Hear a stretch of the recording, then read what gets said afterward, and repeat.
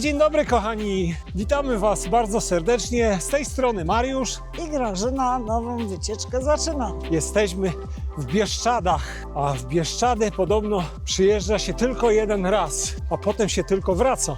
No więc my już wracamy po raz kolejny. Dzisiaj zapraszamy Was na wycieczkę w mniej znane tereny, a może w mniej znane miejsca, ale na pewno warte odwiedzenia. Jesteśmy pod pomnikiem, a właściwie tablicą upamiętniającą kurierów AK. I mieszkańców udzielającym pomocy idącym na Węgry polskim patriotom w latach II wojny światowej. Zaczynamy naszą wycieczkę. Do przejścia około 12 km mamy.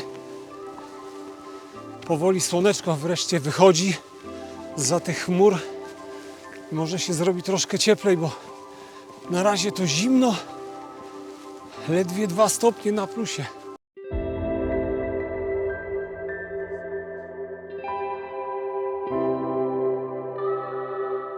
Przystanek numer 9, Ciemiężyca Zielona. Jesteśmy na ścieżce dydaktycznej, międzynarodowej ścieżce dydaktycznej Udawa-Solinka za Wolą Michowską. Idziemy w stronę Balnicy. Mam nadzieję, że będą jakieś atrakcje. Ścieżka dydaktyczna ciągnie się aż na Słowację, a nie ma czasu dzisiaj, bo dzień krótki. W listopadzie to już zmierzch zapada przed 16, a wilki wychodzą po 16, no więc chyba byśmy nie wyrobili. Dlatego idziemy tylko do Balnicy. Nieistniejąca wieś powstała w 1593 na prawie wołoskim.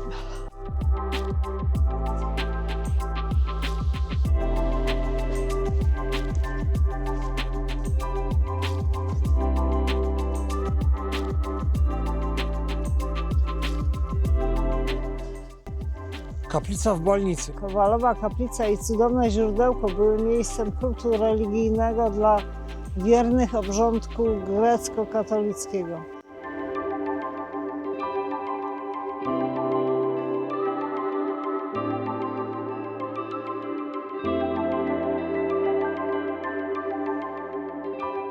Ładny obraz zrobili i ciekawy różaniec szyszek.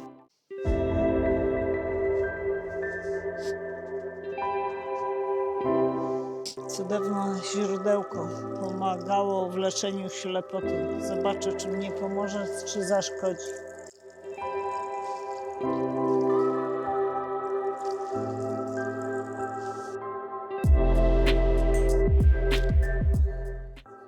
Skoczyliśmy w coś cieńszego. Czapki, rękawiczki schowane. Zrobiło się teraz fajnie. Jesiennie.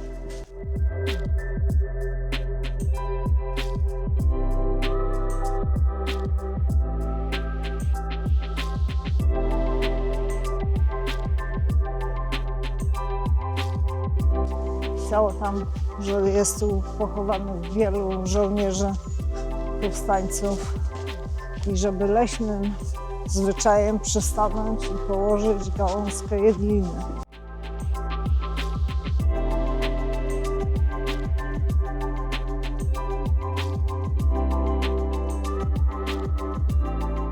Jesteśmy na wyspie Bali. Wszystko tutaj wyrąbali.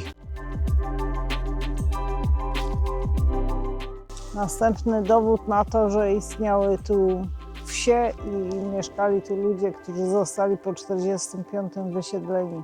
Dodajmy, że mówimy o czasach powojennych, wysiedlenia po wojnie. Po II wojnie. Po II wojnie światowej. Słoneczko nas zaskoczyło mile. No właśnie mile temu, jak ruszyliśmy poubierani po czubki nosa, to nagle słoneczko wyszło i teraz mamy jesienny klimat. No.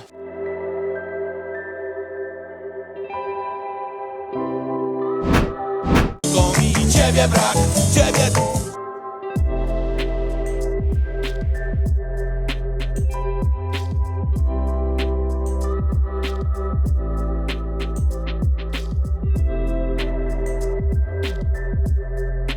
No właśnie widać, w 45 posadzili, w 24 następnego stulecia wycinają.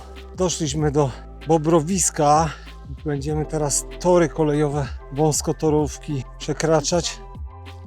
No nie, ta kolejka już po prostu, tu już nic nie jeździ. Przystanek numer 1, czyli doszliśmy do tego pierwszego przystanku. Bobry u źródeł rzeki Osławy. W 99 po wpuszczeniu kilku par bobrów z Suwalszczyzny zadomowiły się tutaj na dobre. Przychodzą bobry na świat w marcu lub w kwietniu i do 3 roku życia żyją z rodzicami.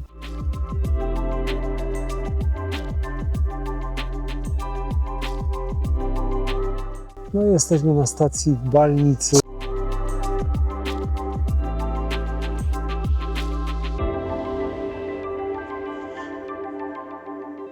Paluch niedźwiedzi z sosem chrzanowym.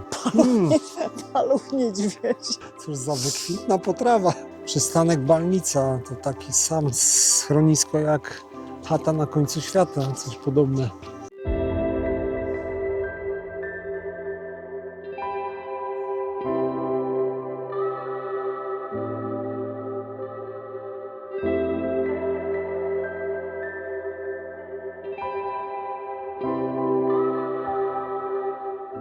Dzień dobry pani. A dobry. pociąg to o której odjeżdża do... 14:32, ale ma opóźnienie 98 minut. Jedzie pociąg z daleka, nikt na stacjach nie czeka. Konduktor pijany obija się o ściany. O ściany! Za ścianą Wars wita nas, Wars wita was. Wars wita nas, Wars wita was, Wars wita nas, wita nas. Czas na małe co nieco w Balnicy na stacji, bo Warsu tu niestety nie ma. Kolej dopiero odjedzie w przyszłym roku o godzinie nie wiem której. Herbata musi być. Jak to w Warsie. A tam w Warsie to tylko wiesz co podawali. Nie? Podróżny, pamiętaj, piłeś, nie jedź, nie piłeś, wypij, Wars wita. No i nie siedzimy na mchu, tylko na ławce. No. I bułki od pani Grażynki. A herbata nie od tatka. Od Mariuszka. Ale puste. Proszę, co tu ludzie konsumują? Towar z podlady.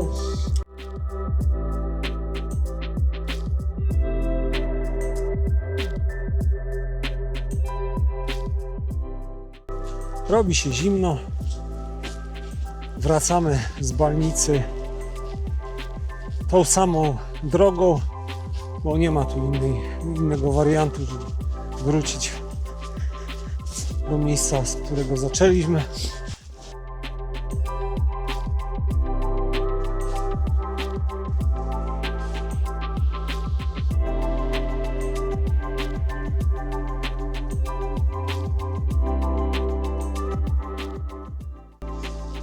Jeszcze informacja historyczna o miejscu, w którym dzisiaj byliśmy, czyli o Balnicy. To jest to nieistniejąca już wieś, no, a ta stacja górna właśnie kolejki bieszczackiej w Balnicy to jest koniec tej wsi. Także te tereny, po których dzisiaj tutaj szliśmy, no to była kiedyś wieś, już właściwie śladów, to tylko ta kapliczka, którą wcześniej pokazywaliśmy, jakieś krzyże, a poza tym no to już nic tu nie widać. No cóż, wycieczka dobiega końca. Właściwie nie wiem, jakby to skomentować albo podsumować. Co dzisiaj? Rewelacji nie było. No szału nie było dzisiaj jakiegoś, poza dobrym powietrzem. Miejscami nie bardzo. Miejscami nie bardzo, tam gdzie zwłaszcza tną, Rżną. piły cały czas pracują. To jakichś takich miejsc szczególnej uwagi poza tą kapliczką, i poza Bobrowiskiem, I poza błotem. no i poza błotem. Bieszczackim zresztą. No właśnie, no tak średnio było. Trasa łatwa, przyjemna, słoneczko wyszło, ale zimno jest. W sam raz na spacer. Tak na spacer to można, może w niedzielę, jak tu nie będą piłować tego drewna, to będzie cicho, polecamy. to polecamy. Także na razie i do zobaczenia wkrótce. Adios.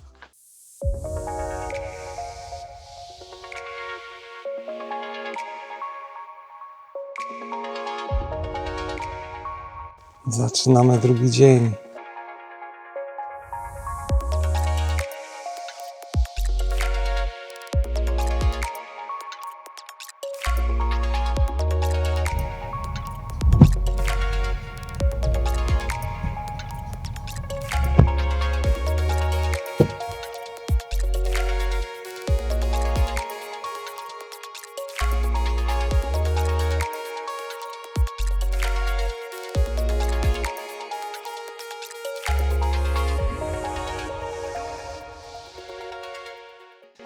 Dzień dobry kochani, witamy serdecznie, z tej strony Mariusz. I Grażyna wycieczkę na Hyrlatę zaczyna.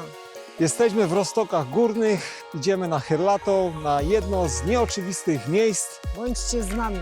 Zapowiada się piękny dzień, na górze będą jakieś Łapki widoki. w górę, kijki w ręce. Hyrlata, 1 godzina 45 minut. Początek trasy. Zagłębiamy się w las i nie ma nas. Błoto przymarznięte i dobrze. I gęsty, ścieżka taka wąska, szlak żółty. No, ciekawie. Błotko typowo bieszczackie znowu. Temperatura minus 3 stopnie były przed chwilą jeszcze.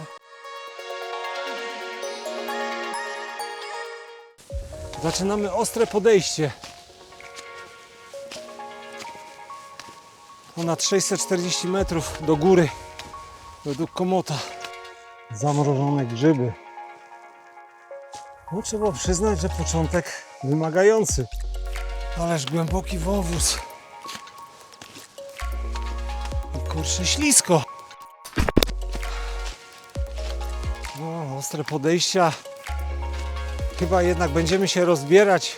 No, pierwszy pit stop. Łyk czegoś, bo nam zaschło w gardle od tego ględzenia. Żebyśmy Hyrlaci nie doszli na Hyrlatą. A Hyrlata 1103 metry nad poziomem morza. No więc jest coś, się troszeczkę trzeba tu powspinać. Cały czas ostro pod górę. A pogoda naprawdę jest wyśmienita znowu. Jak na listopad. Pięknie, jest pięknie. Wyskoczyliśmy z kurtek. Było tu solidne podejście. Zaczęliśmy wcześniej rano, bo dystans dzisiaj długi, około 20 km, a wiadomo, dzień krótki, bo o 16 to już praktycznie będzie ciemno, albo w okolicach 16. Nie ma za dużo czasu. Wprawdzie czołówki mamy ze sobą na wszelki wypadek, bo tak nakazuje rozsądek, idąc w góry, zwłaszcza przy krótkim dniu, zabierz ze sobą zawsze światło.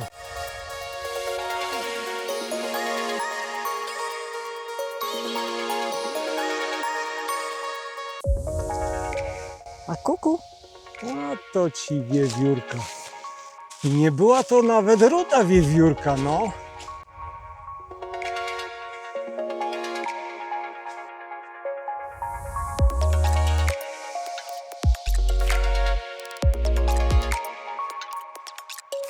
No szkoda tylko, że liści już nie ma, bo byłoby dopiero magicznie jak 3 tygodnie temu w Beskidzie Niskim. A film jest na kanale. Dla tych, co nie widzieli, wstawię linka na dole. Więc jak ktoś chce obejrzeć naszą poprzednią wycieczkę, To to zapraszamy. Kontynuujemy podejście na Hyrlatą grzbietem. Tu chyba są ze 3 wierzchołki.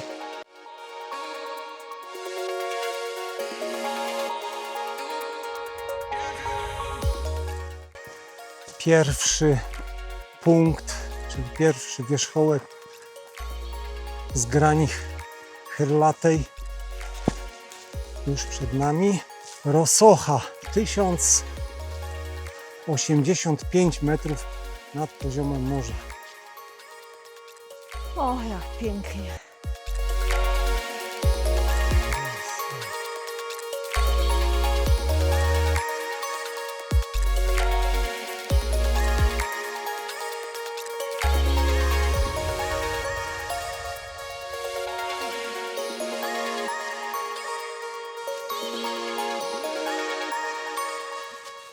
Pojawili się jacyś turyści za nami, więc już nie jesteśmy osamotnieni.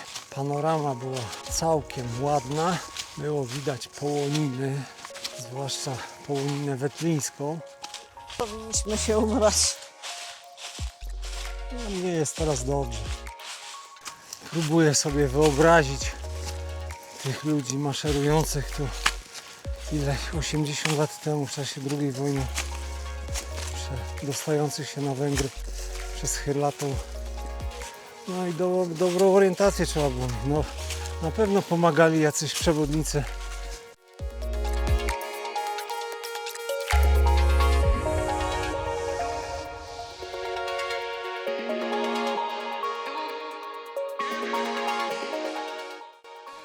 A bies i czady czuwają nad tą krainą.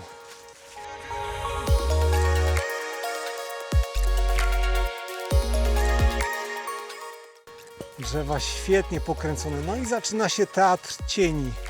Słuchaj, przepięknie jest.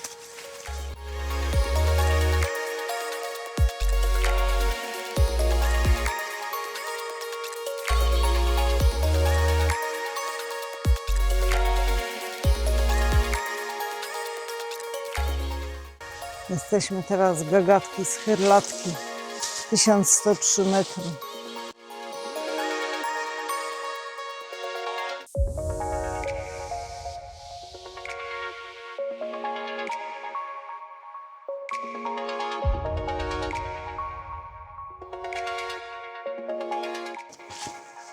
I Chyrlatą mamy za sobą.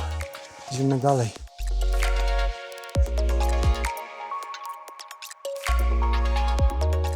I macie światłość, aby was ciemność nie ogarnęła. Nie jest takie złe, powiem.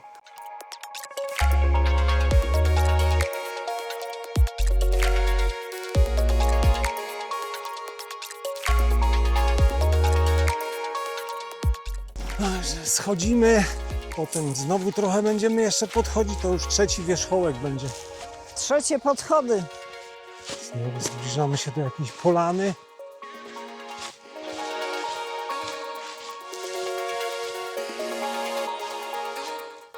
Ależ pięknie.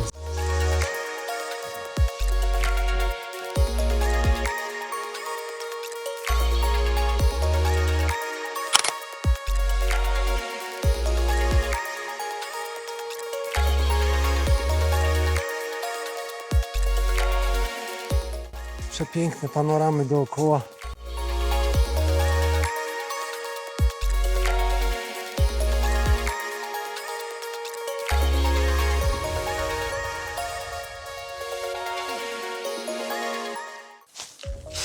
Ten bukowy las jest ciekawy w sumie. Takie niskie buki powykręcano częściowo. Pięknie. Trochę Jest powalonych drzew. pięknie, jest po prostu pięknie. Słoneczko świeci.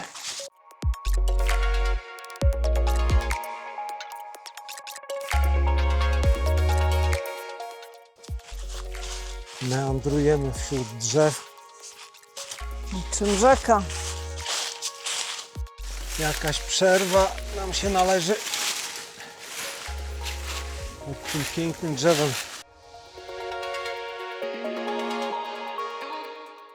Rozkładamy składające się z 3 elementów.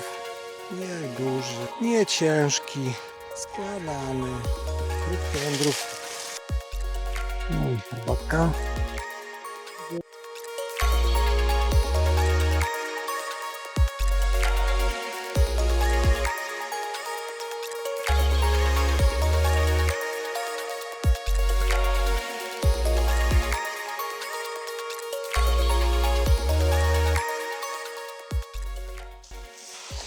Berdo to ostatni szczyt z masywu Chyrlatej. No to już teraz wracamy. Idziemy w dół do Solinki.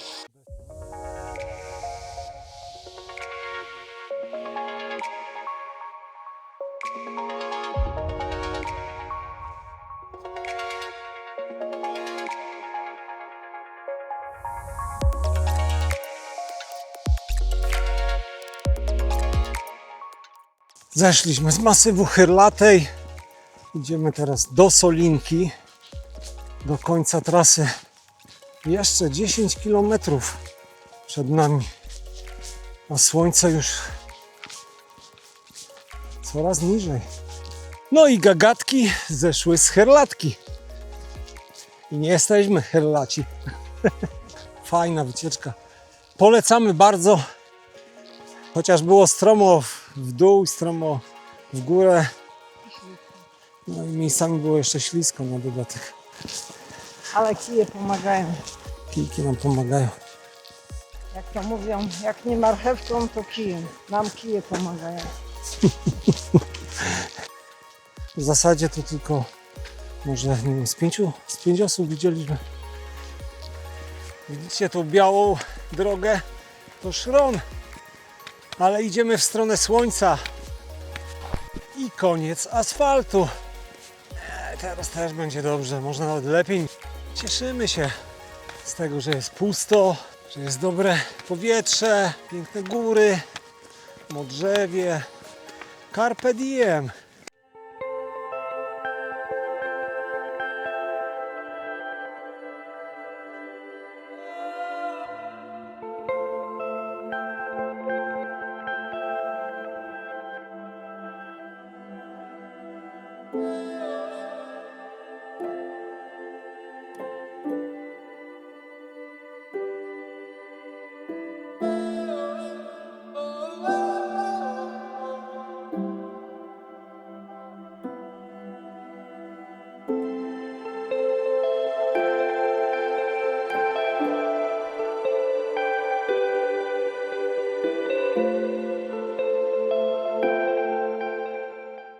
Krótka chwila na odpoczynek, herbatka i zaraz idziemy dalej do Solinki. I to tutaj była ta Solinka, taka nieistniejąca wieś. Żadnych śladów. Jakieś nadleśnictwo tu było, tylko nowy budynek. Jeszcze jeden, jakiś inny. I to wszystko. Kolorki robią się znowu przepiękne. Ciekaw jestem, czy coś znajdziemy tutaj, co by świadczyło, że tu kiedyś ludzie mieszkali. Przystanek numer 1, historia wsi Solinka. W XIV wieku dotarła na tereny tutejsze fala pasterzy z terenów dzisiejszej Rumunii i Ukrainy, którzy w poszukiwaniu nowych pastwisk wędrowali na zachód wzdłuż łuku Karpat. To z nich wywodziła się ludność wsi Solinka, lokowanej na tak zwanym prawie wołoskim w połowie XVI wieku. Jedyne zachowane fragmenty po tej wsi Solinka. Resztki podmurówki. Jakiejś cerkwi, co tu było.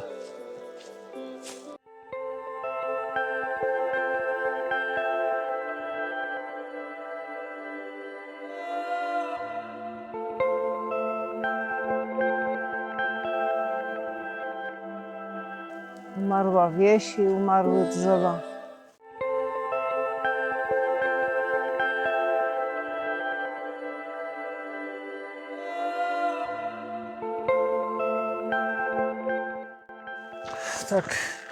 Tak zakończyła się smutno historia z wsi Solinka. I Łemków. Ludność została wysiedlona. I nasza historia tutaj też się kończy. Powoli dobiega końca. Bardzo polecamy. Mamy jeszcze kilka kilometrów, ale to pójdziemy sobie już spokojnie. Słońce coraz niżej, a my coraz mety, coraz bliżej. Do zobaczenia.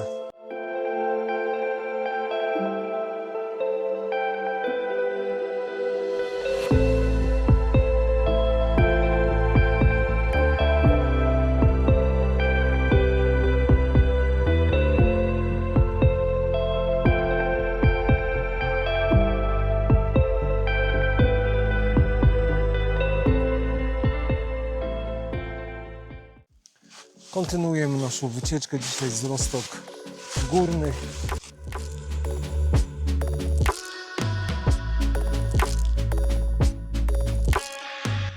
Z Przełęczy idziemy na okrąglik. Miejsca historyczne z I i z II wojny światowej, z Konfederacji Barscy, tu gdzieś Joal, ścieżka dydaktyczna. Jakieś okopy tutaj są, stanowiska artyleryjskie. Wszystko opisane.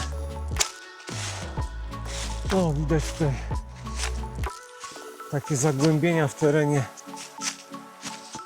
To właśnie jakieś stare stanowiska artyleryjskie. Grzbiet górski oddzielający te dwie miejscowości stanowi umowną granicę Rzeczpospolitej i Węgier. Szaniec został usypany po jej polskiej stronie od 30 do 70 metrów na północ od linii wododziału.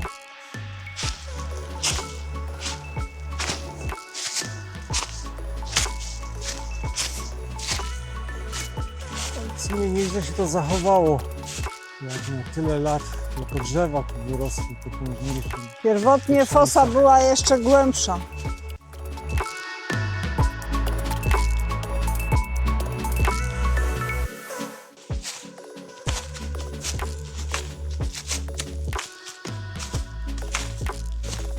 Tu następny przystanek konfederacki wojsk.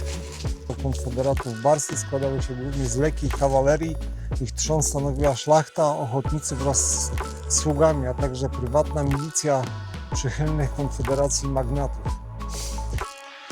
Część wojska stanowili jednak żołnierze zawodowi, Polacy oraz dezerterzy z armii austriackiej oraz nowo zaciągani rekruci. W szeregach konfederacji walczyli też oficerowie francuscy rekrutowani jako doradcy wojskowi. Strzelali kulami i kartaczami, a teraz kartacze sieje. No i dobrze, że jest informacja nie tylko po polsku, po słowacku, ale też w języku angielskim, więc każdy tutaj może się dokształcić i znaleźć ciekawe informacje. Nie ma tu żadnych dowodów na to, że w tym miejscu trwały jakiekolwiek walki w czasie Konfederacji Barskiej, bo nie ma na ten temat żadnych informacji, ale umocnienia były. 11 listopada, święto niepodległości. Tutaj powinni uczyć historii. Takiej właśnie młodzież, zabierać ich na wycieczki, odprowadzać po tych takich historycznych miejscach i bez wkuwania takiej suchej wiedzy, tylko być i poczuć te miejsca, gdzie historia się tworzyła.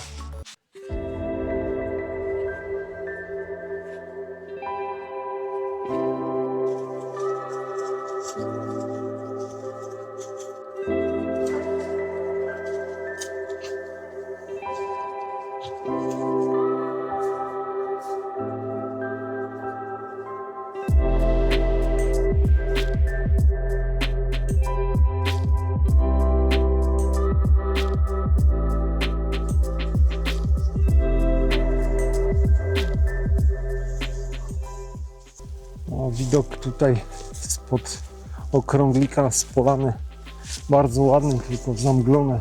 To też nie oddaje tego koloru. A w dole piękne modrzewie, a my idziemy właśnie na okrąglik, który tutaj chyba widać. To będzie dzisiaj nasz punkt docelowy. Dalej już nie idziemy z powodu braku czasu, bo trzeba wrócić jeszcze do domu.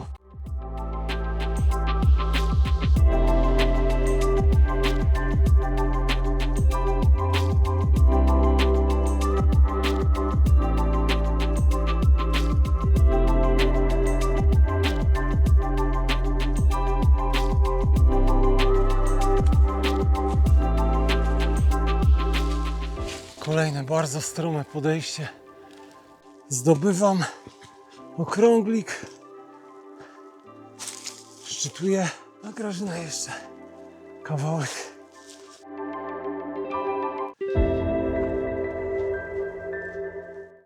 Tysiąc 95 metrów, ale widoki fajne. No to już szczytujesz, bo ja już szczytowałem. Wiem, że chciałaś razem, ale już nie te lata. Widoki przecudne.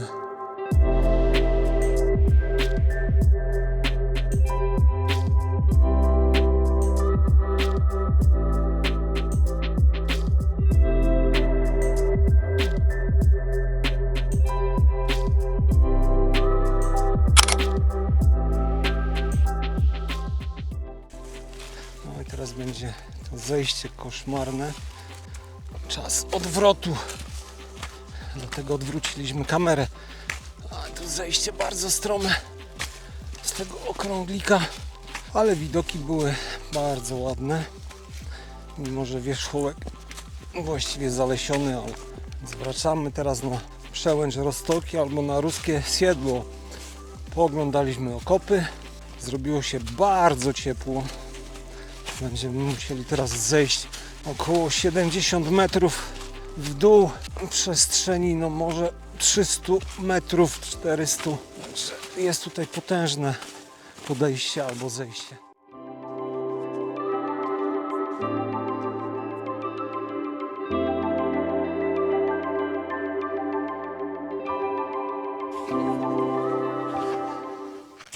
Ostatni rzut na piękne Bieszczady.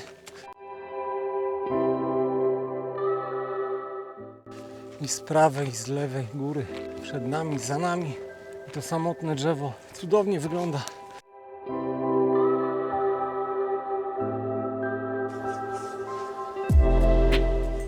Nasza przygoda z Bieszczadami kończy się powoli. Będzie okazja ponownie wrócić w krainę. A Bies i Czady niech nad nią czuwają. A my już tu kiedyś wrócimy. I jeszcze chciałem powiedzieć, że najbardziej będzie mi brakować tego czystego powietrza, które tutaj mamy. A tu to człowiek wie, że żyje. Oddycha się pełną piersią. Zdobyć te okopy nie było łatwe, a zejść też nie. Ruskie Siedlo. Tu zaczęliśmy i tu kończymy wycieczkę. Okopy konfederackie, no rewelacyjne miejsce. Świetnie, że ta Cisna tutaj postarała się i taką fajną ścieżkę dydaktyczną przygotowali. Należą się za to brawa, za to, że dbamy jeszcze tu o tą historię. Bardzo ciekawe informacje. Okopy rzeczywiście wyraźnie widać. A te okopy nie tylko są z okresu Konfederacji Barskiej, ale też z I i z II wojny światowej. Mało tu ludzi zna historię.